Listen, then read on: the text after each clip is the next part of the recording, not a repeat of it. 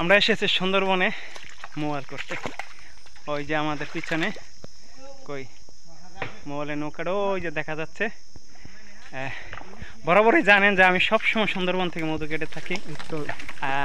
এবার মনে করেন কয়েক ধাপে আমি ঢুকেছি সুন্দরবনে, কিন্তু সব সময় তার ভিডিও করা হয় না।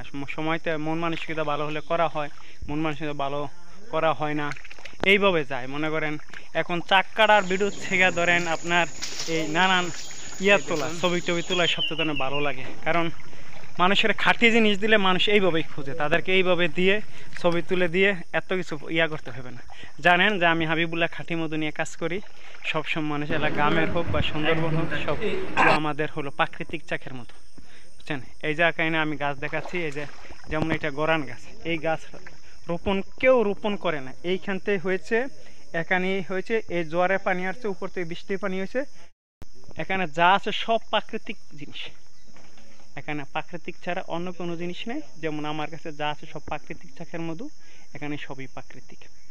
আর যারা সুন্দরবনের মধু নেবেন অবশ্যই আমাদের ইনবক্স করবেন, আপনাদের নাম ঠিকানা দিয়ে দিবেন, ইনশাআল্লাহ আমি পাঠিয়ে দিব। খুচরা এবং পাইকারি দুটোটাই আমি বিক্রি করে থাকি, বরাবরের মতন সবসময় বিক্রি করে যাবো ইনশাল্লাহ। আর মধুর ব্যবসা এটা কিন্তু খুব আপনার পেশাদার না, এটা আমার শখের ব্যবসা। তবে আমি চাই সবার হাতে খাঁটি মধু তুলে দিতে, তবে আমার একটা সম্ভব না। আমি কাউকে মানে পাইকারি দিলে ওনারা তুলে দিবে, আমি খাঁটি মধু সংগ্রহ করে দিলে ওনারা দিলে এটা মানুষে পেয়ে যাবে খাঁটি মধু, ইনশাল্লাহ খাঁটি মধু নিয়ে যাবেন।